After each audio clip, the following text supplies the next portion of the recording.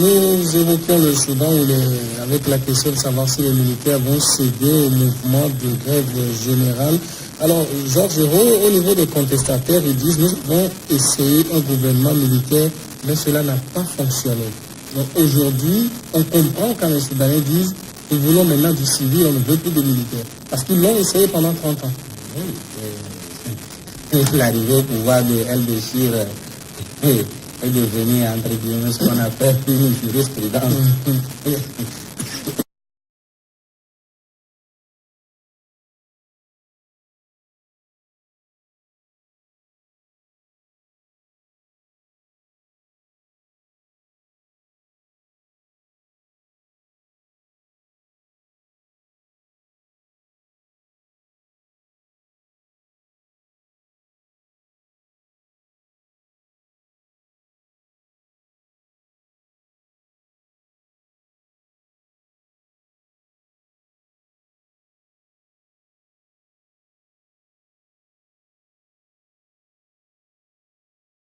Qui ne sont pas tellement impliqués à la politique.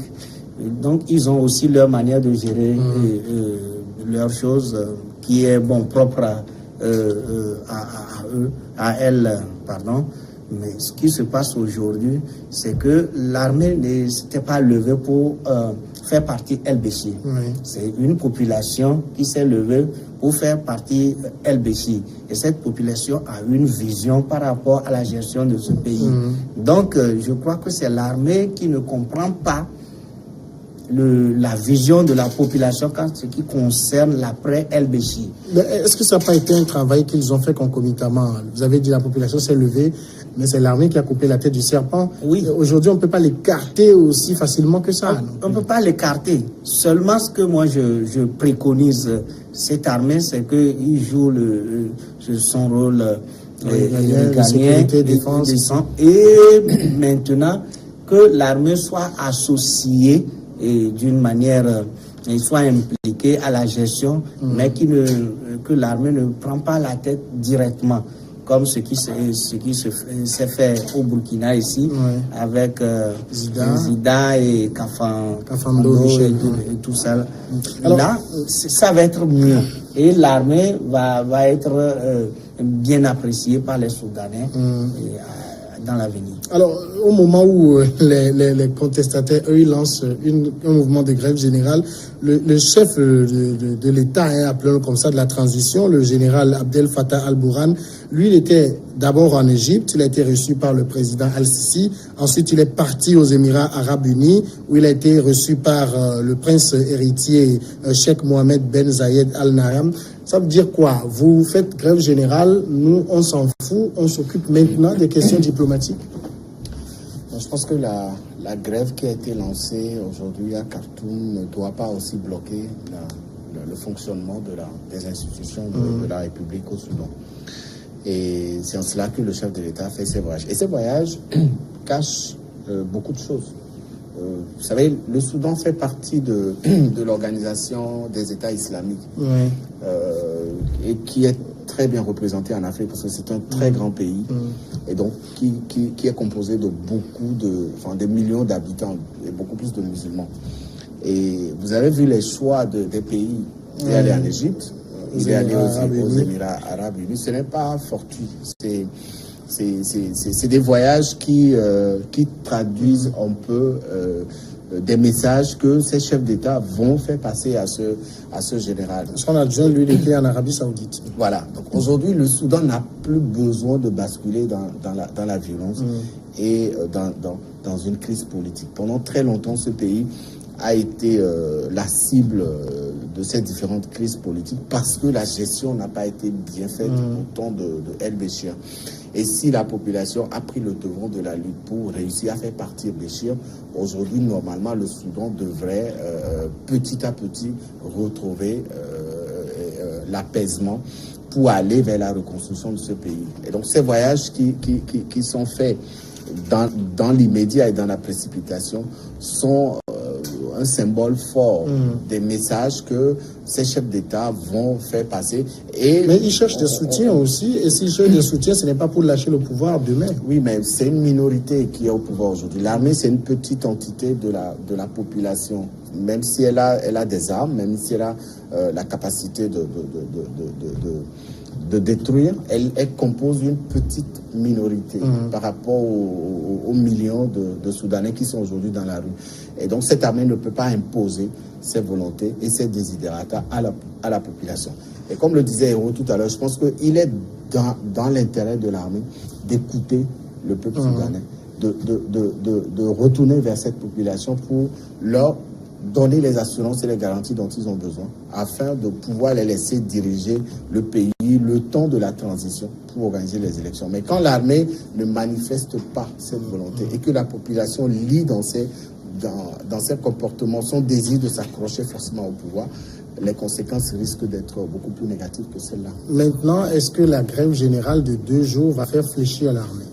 Certainement, ça va faire fléchir l'armée parce que donc ça veut dire, aujourd'hui c'est le premier jour, demain c'est le second jour. Oui. Ça veut dire normalement, le jeudi l'armée doit lâcher? Je dis certainement, parce que si elle ne lâche pas jeudi, comme le dit le prône les contestataires, c'est qu'il y aura une autre façon de contestation. Ils veulent passer une grève illimitée, indéfinie, disent-ils. Et aujourd'hui, l'armée ne peut jamais être favorable à cette situation parce que aujourd'hui, ils manifestent leur ambition à s'accrocher en quelque sorte à ce pouvoir.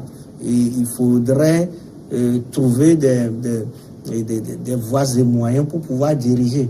Mais avec les grèves illimitées, nous avons vu l'exemple d'autres pays. Ça n'arrange pas les gouvernants, ça n'arrange pas le gouvernement. Donc le gouvernement actuel, avec ses voyages de diplomatie, c'est pour attirer l'attention des gens vers leur pays et pour dire, peut-être convaincre aux gens que nous pouvons y arriver.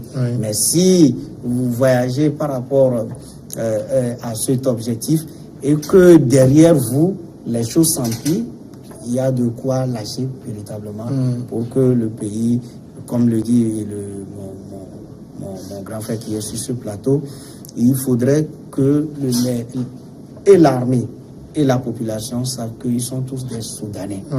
Et il faut chercher le bien-être de tout le monde.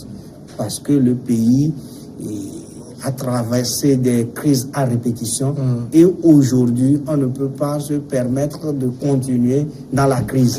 Il faut forcément un dénouement, une décrispation de la crise et faire avancer le pays sur l'échiquier du développement.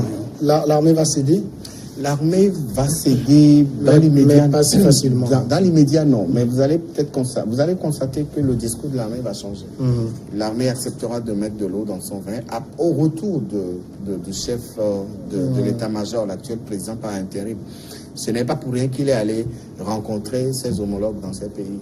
Et je crois que ces voyages, comme je l'ai dit à l'instant, symbolisent un peu la pression dans laquelle se retrouve aujourd'hui l'armée. Parce que l'armée est aujourd'hui confinée dans la gestion du pouvoir unilatéral. Elle n'a pas un interlocuteur en face. L'interlocuteur, c'est le peuple soudanais. Et le peuple soudanais dit non, je ne veux pas venir parce que je n'ai pas confiance en vous. Les jours à venir vont être assez déterminants. Je pense qu'il en va de l'intérêt de tout le peuple soudanais, de tous les acteurs politiques, militaires, société civile, que les choses se décantent pour que le Soudan retrouve un peu aussi son image et sa notoriété dans le monde. Nous passons maintenant au second sujet, c'est la Gambie. La Cour martiale a condamné le lundi 8 militaires gambiens à des peines allant jusqu'à 9 années de prison pour trahison et mutinerie contre le président Adama Barrow. 2 anciens généraux de l'Est, chefs d'État et Yahya Jammeh, ont également été acquittés au cours d'un autre procès tenu le même jour. Sur 12 militaires détenus et inculpés depuis 2017, la Cour martiale de Yundum, à 25 km de Bandoul, en a acquitté 4 et reconnu coupables 8. Les 8 autres la semaine dernière, avant de prononcer la peine ce 27 mai.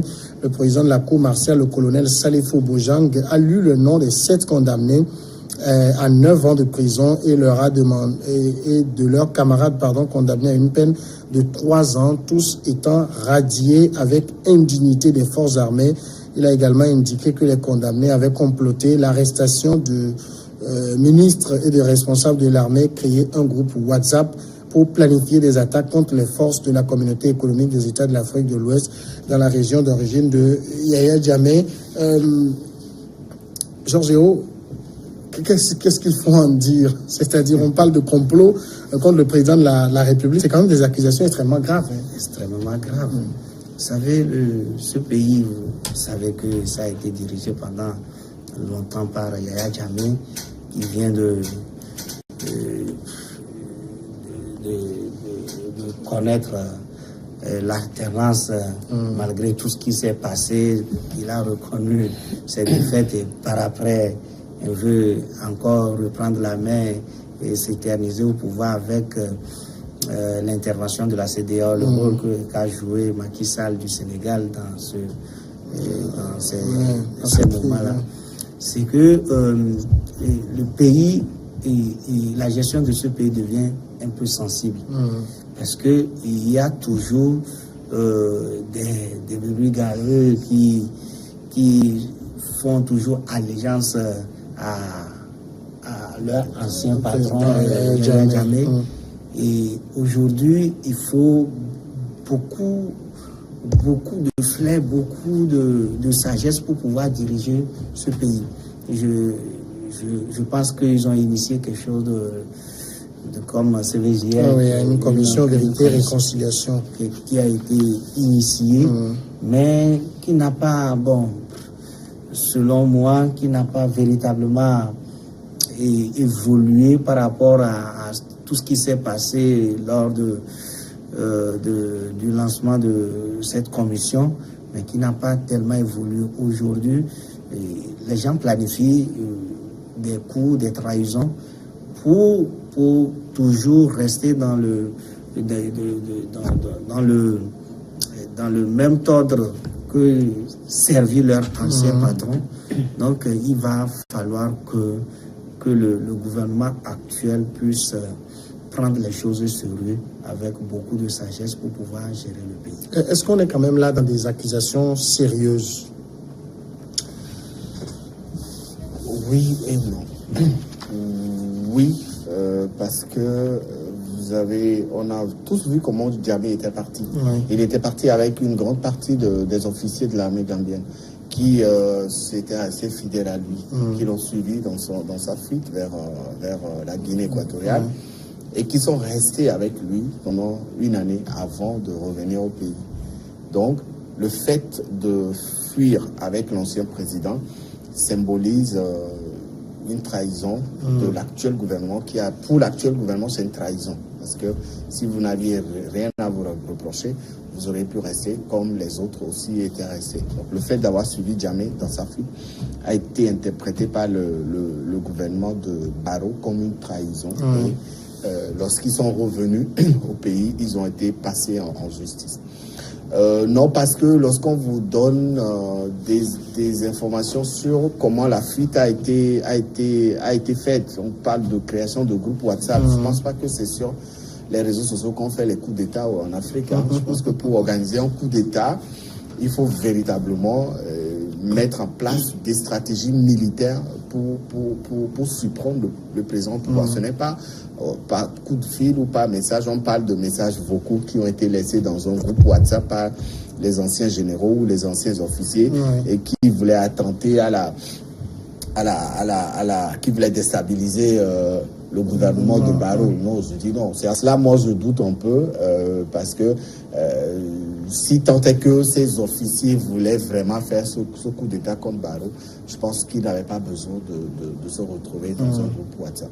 Et l'arrivée de Barrow au pouvoir en Gambie a été interprétée comme la fin du régime de Jammeh, alors que ce n'était pas ça. Jammeh avait encore ses éléments dans l'administration, dans l'armée, dans les finances, dans tous les appareils administratifs, dans tout ce qui gérait un peu le pays. Jammeh avait encore ses éléments.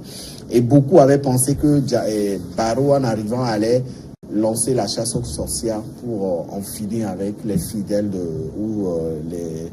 les alliés de Jammeh, ce qui n'était pas le cas. Donc lui, il était arrivé pour apaiser le pays, pour véritablement mettre fin aux années de présidence de Jammeh. Il était venu pour restaurer la démocratie. C'est ce qu'il s'est attelé à faire dès les premiers jours de son arrivée au pouvoir. Mais derrière ça, il faut aussi comprendre que en laissant les fidèles de Jammeh prendre occuper trop d'espace, c'est le pouvoir de Barrow qui risque d'être surpris du jour au lendemain. Parce qu'aujourd'hui, beaucoup de ces fidèles n'ont pas fini d'accepter le départ de Jammeh, les conditions dans lesquelles le président Jammeh était parti. Pour beaucoup de ces fidèles, ce n'était pas ce qu'ils avaient souhaité pour Jammeh. Et donc, ils attendent le moment venu pour peut-être manifester aussi leur position face à l'actuel gouvernement. Alors, Georges Herro, Yaya Jammeh lui-même, depuis son lieu d'exil, a évoqué plusieurs fois dans des conversations téléphoniques qui ont fuité l'éventualité de son retour. On voit qu'il y a des gens qui lui sont quand même fidèles, surtout dans sa région d'origine. Ça montre quand même qu'au niveau du pouvoir d'Adama Barrow, ce n'est pas si fermement assis que ça, parce que même aujourd'hui, les soldats de la CEDEAO continuent d'être en Gambie pour assurer sa sécurité. Oui, c'est ce que j'ai dit tout à l'heure. Il faut beaucoup de sagesse parce que la situation au Gambie est très complexe. Et comme vous l'avez souligné, et ce sont des gens qui ont fait allégeance à Yaya Jammeh pendant plusieurs décennies,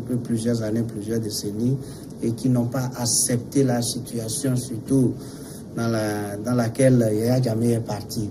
Et donc, qui vont forcément jurer de faire vengeance et de revenir Yaya Jammeh coûte que coûte.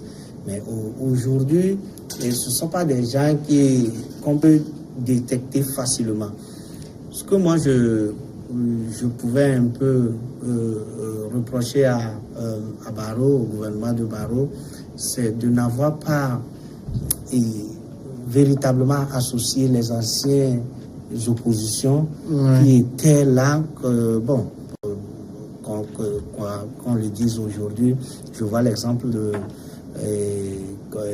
Étienne Félix Tshisekedi qui fait venir Kantoubi et tout ça qui arrive, mais c'est des choses effectivement qui va lui permettre d'avoir encore une grande majorité, parce que Barrow n'avait pas une majorité en tant que telle, mais en Gambie, même si on présente un mouton contre Yaya Jammeh, les gens vont préférer voter le mouton contre Yaya Jammeh, mais les gens l'ont pris comme ça. Il est venu de nulle part.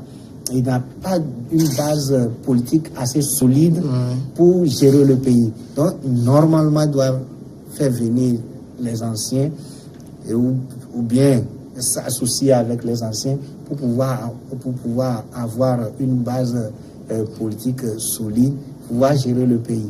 Aujourd'hui, les gens ont vu, surtout les pro-Jammeh, ont vu qu'il y a aussi des failles dans la gestion de Barrow. C'est pour cela qu'ils veulent profiter. Et quand Yaya Jammeh, jusqu'en exil ou bien jusqu'à l'extérieur, annonce son retour, c'est qu'il a des éléments sur le terrain qui sont en train d'œuvrer pour son retour. Donc, je crois que c'est... Mais dans le cas d'espèce, est-ce qu'on ne va pas parler pour Adama Barrow de chasse aux sorcières? Non. Non, puisque la justice dit qu'elle a les preuves de l'implication de ces généraux dans l'organisation de cette tentative de déstabilisation du pouvoir. Ce n'est pas... Moi, je ne pense pas qu'on puisse parler de chasse aux sorcières. Sinon, Barrow aurait pu faire dégager tout ce qui était proche de Jammeh, même si dans l'immédiat, ça allait être difficile pour lui. Mais les premiers signaux, les premiers pas qu'il allait poser allaient faire comprendre à l'opinion que Barrow a véritablement besoin d'assainir son pouvoir. Mais non, il a gardé certains officiers de l'armée gambienne. Il y a même des ministres de Djamé qu'il a reconduits dans son gouvernement, notamment le ministre des Affaires étrangères. Voilà, donc on ne peut pas, dans ce cas, parler de chasse aux sorcières, parce que l'homme qui est arrivé, le nouveau président, a cette volonté de réunir tous les enfants, tous les fils de la Gambie autour de la gestion. Parce que la Gambie, pendant toutes les années de présidence de Djamé, n'était plus en phase avec la démocratie. Hein. Et la première mission, la première promesse que Barrow avait faite, c'était de restaurer la démocratie. Aujourd'hui, quand vous arrivez à Banjul ou en Gambie, il y a une liberté d'expression. Les gens arrivent à s'exprimer, à parler librement, parce que le nouveau gouvernement a compris la nécessité de libéraliser la parole, ce qui n'était pas le cas au temps de Djamé. Et donc, en ramenant les anciens ministres de Djamé autour de l'appareil gouvernemental, en procédant à des nominations de certains proches de Djamé à des postes stratégiques, les généraux certains étaient toujours gardés. Et en posant ces actes, c'est pour symboliser véritablement son envie de réunir tous les fils de la Gambie, quelle que soit votre appartenance politique, de réunir tous les fils de la Gambie autour de sa gestion, afin que la Gambie puisse redécoller et oublier les années sombres de la présidence de Djamé. Mais toujours est-il qu'il est difficile pour Adama Barrow aujourd'hui de faire oublier Djamé. On ne fait pas oublier 22 ans de pouvoir comme cela. Il y a toujours les séquelles. Et je persiste et je signe que la gestion, surtout pour son premier mandat, va être compliquée. Et donc, moi, je pense que ça va être une gestion de transition qui va lui permettre, qui va pas lui permettre efficacement d'atteindre les objectifs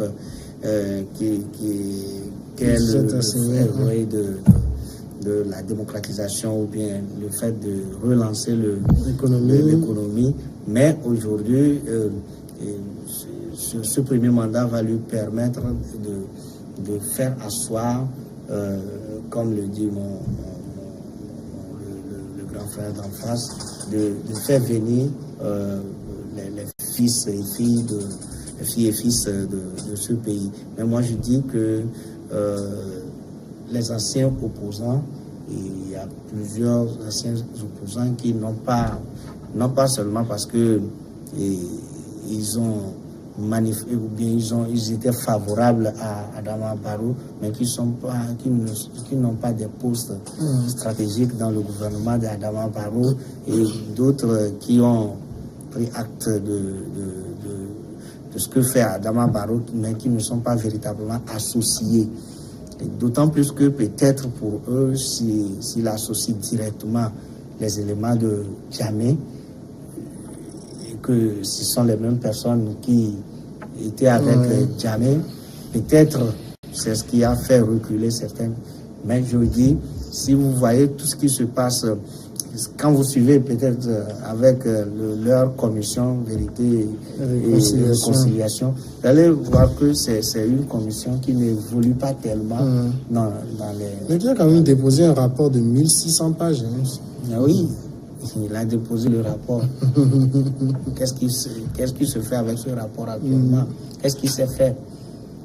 Contrairement aux autres commissions justice que nous avons connues, où il y a véritablement un engouement autour de la commission. Il n'y a pas tellement mais s'il y avait déjà ces cas, moi je pense que la CVJ ou bien leur commission devait prendre en compte de certaines choses pour qu'il n'y a pas de la haute trahison, parce que le fait de vouloir déstabiliser tout un pays, c'est grave, c'est extrêmement grave. Ça veut dire que les gens, il n'y a pas de réconciliation. Ouais. C'est l'un des gros chantiers pour Barrow, puisqu'il a lancé cette commission, mais comme le dit Georges Hérault, ça peine à asseoir. Bon, c'est vrai que ce n'est pas la commission qui va réconcilier les Gambiens, mais au moins faire la lumière sur les années Djamé. Je rappelle même que cette commission dit que pendant les 22 ans de Djamé, ce dernier aurait détourné 260 millions d'euros. Et après, une autre commission de journalistes a fait une enquête pour dire non, ce montant est chiffré à 1 milliard de dollars de détournés. Oui, ce n'est pas aussi faux que ça. Hein. Quand vous avez vu tout ce qu'il a laissé après son départ précipité, tout ce que Jammeh a abandonné. Déjà, on a vu les photos des voitures qu'il a laissées. C'est pas des voitures qui sont vendues à 5 millions de francs CFA. Hein. Et donc, ces montants, forcément que les études ont prouvé que ces montants ont été véritablement détournés. Et c'est pour cela que Jammeh a une très grosse mission pour le premier mandat qui va passer à la tête de ce pays. La réconciliation, c'est un vœu fort pour lui. Il a mis en place une commission qui a toutes les libertés possibles pour faire son travail. Maintenant, c'est aux Gambiens de s'ouvrir vers cette commission-là. Et ce n'est pas du tout facile. Vous avez vu aussi un peu le cas du Togo. Quand on met en place ce genre de commission, c'est un peu difficile au début, ça tâtonne, mais après, lorsque la population a les garanties qu'il veut, eh bien, elle va vers cette commission. Ça s'est fait en Afrique du Sud, ça s'est fait au Rwanda, ça s'est fait dans certains pays. Actuellement, il est trop tôt pour que cette commission puisse véritablement dire qu'elle a rempli sa mission. C'est aux Gambiens maintenant d'aller vers cette commission. Et ça va se faire parce que les Gambiens ont besoin de vérité sur certaines périodes de gestion de la présidence sous Jammeh. Nous marquons la pause et on revient après le journal.